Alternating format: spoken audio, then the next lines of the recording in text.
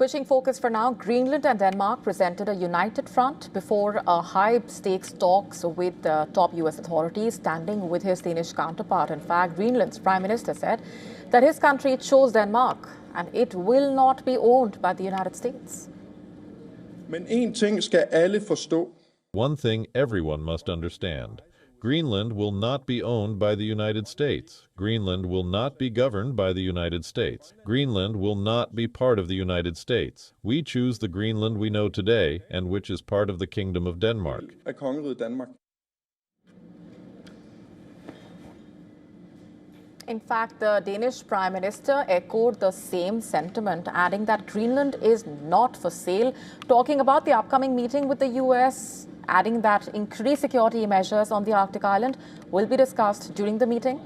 U.S. President Donald Trump has rejected the Prime Minister's latest statement, remember, calling it Greenland's problem. Premier of Greenland said today, we prefer to stay with Denmark. Do you see that as the final said word? That? The Premier of Greenland. Well, that's their problem. That's their problem. I disagree with him. I don't know who he is, don't know anything about him, but that's going to be a big problem for him. Meanwhile, Denmark's foreign minister and his Greenlandic counterpart are set to meet U.S. Vice President J.D. Vance and the U.S. Secretary of State on Wednesday. Meanwhile, U.S. senators have introduced a bill aimed at preventing Trump's push for seizing Greenland.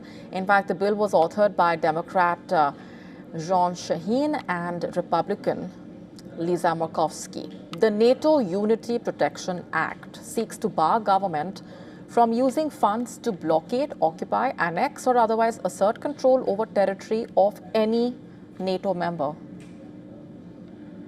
Trump has claimed that acquiring the island is needed for U.S. national security. He has cited increased movement of Russian and Chinese vessels in the region to back his logic.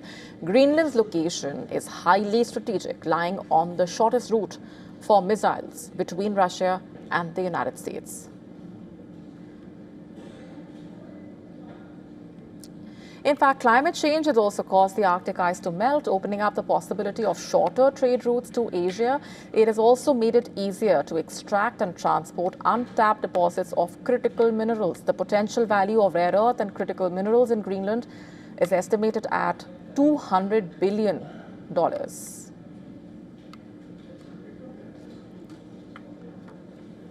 Tensions are obviously extremely high, both here in Greenland and in Denmark. I mean, there's definitely a worry, a fear in Denmark that this is going to tear basically the Western alliance apart. It's a very hard situation for the Danish government to handle, basically because they don't really get what the US president wants.